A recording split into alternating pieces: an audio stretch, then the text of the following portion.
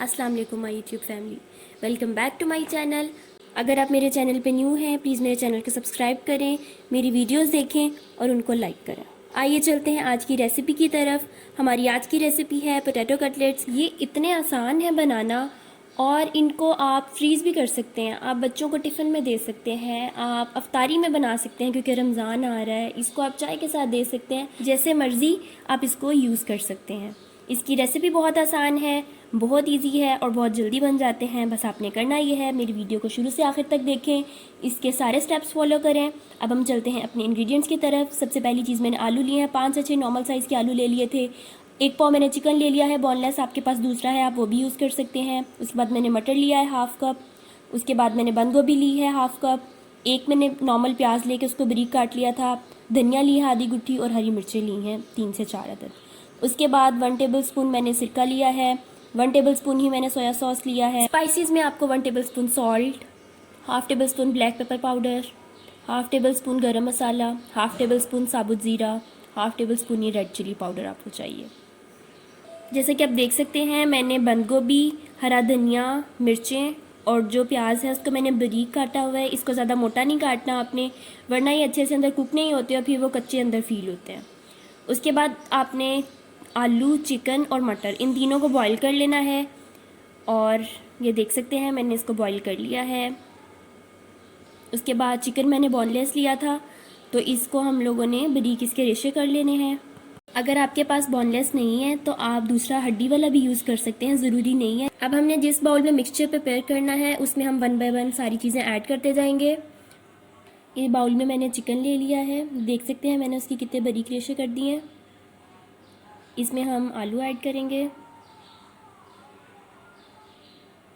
उसके बाद मटर जो कि मैंने बॉईल किए हुए थे वो भी ऐड कर दिए हैं और बाकी सारी वेजिटेबल्स भी हम 1 बाय 1 ऐड कर देंगे।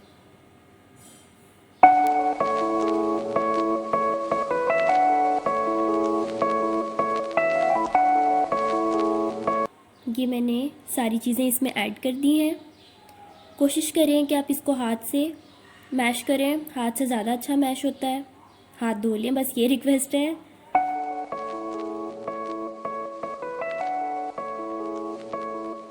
जितने अच्छे से आप ये सारी चीज़ें मैश करेंगे उतने अच्छे ही आपके कटलेट्स बनेंगे। ये देख सकते हैं मैंने सारी चीज़ें मैश कर ली हैं। अब हमने इसमें सोया सॉस और सिरका दोनों चीज़ें ऐड करनी है। ये मैंने सोया सॉस ऐड कर दिया और इसके बाद हमने सिरका ऐड कर दिया। अब जो बाकी स्पाइसेस हैं वो भी हम ऐड कर देंगे इसमें और इसको फिर से एक दफ़ा अच्छे से मिक्स कर लेंगे।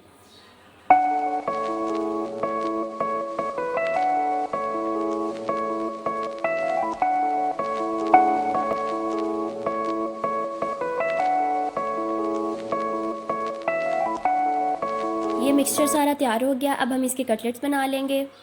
आपकी मर्ज़ी है, आपने जो भी साइज़ रखना है। मैंने नॉर्मल सा साइज़ रखा है। इसकी कोटिंग के लिए मैंने एक एग लिया है और ब्रेड क्रम्स लिए हैं। एग में मैंने थोड़ा सा सॉल्ट ऐड कर दिया है, इसको अच्छे से मिक्स कर लें।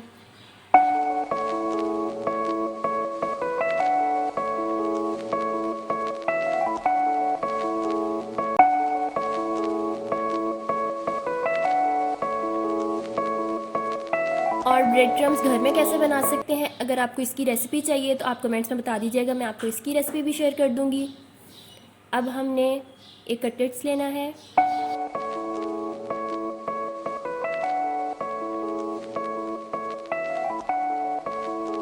उसको हमने अंडे में डिप करना है। अंडे के बाद हम इसकी कोटिंग ब्रेड क्रम्स के साथ करेंगे। अगर आपको ज़्यादा क्रिस्पी पसंद है तो आप ये प्रोसीजर 2 दफ़ा कर सकते हैं, मतलब दोबारा से इसको आप अंडे में डिप करें, ब्रेड क्रम्स से इसकी कोटिंग करके इसको फ्राई कर लें। जब ऑयल अच्छे से गर्म हो जाए, धुएं से आपको आइडिया हो रहा होगा कि ऑयल गर्म हो चुका है, फिर आपने इसके अंदर कटलेट्स रखने हैं।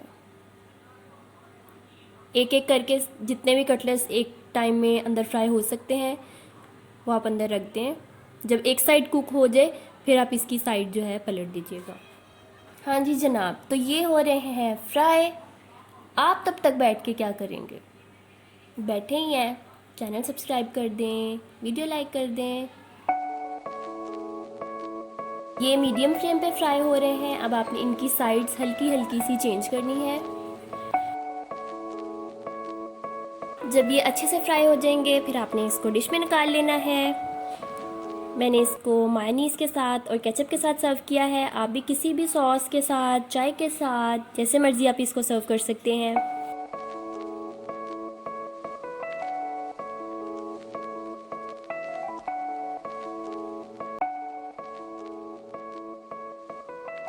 جی ویورز، یہ تھی آج کی ہماری ریسیپی۔ امید ہے آپ کو میری ریسیپی اچھی لگی ہوگی۔ آپ کو اچھی لگی ہے آپ بھی ٹرائی کریں، رمضان آ رہا ہے، افطاری میں اس کو ضرور بنائیں۔ یہی سیم ریسیپی پوٹیٹو بالز کے لیے ہے۔ سمپل آپ نے جو اس کی شیپ ہے، یہ تھوڑے لمبے ہیں شیپ میں، کٹلیٹ شیپ میں، تو آپ اس کو ذرا راؤنڈ بنا لیں گے اور اس کو آپ فرائی کریں گے تو وہ بن جاتی ہیں پوٹیٹو بالز۔ تو آپ سمجھیں کہ میں نے آپ کو 2 ریسیپیز دی ہیں۔ اب اس بات پہ لائک تو بنتا ہے یار، میرا چینل سبسکرائب کریں، میری ویڈیو لائک کریں۔ Thanks for watching.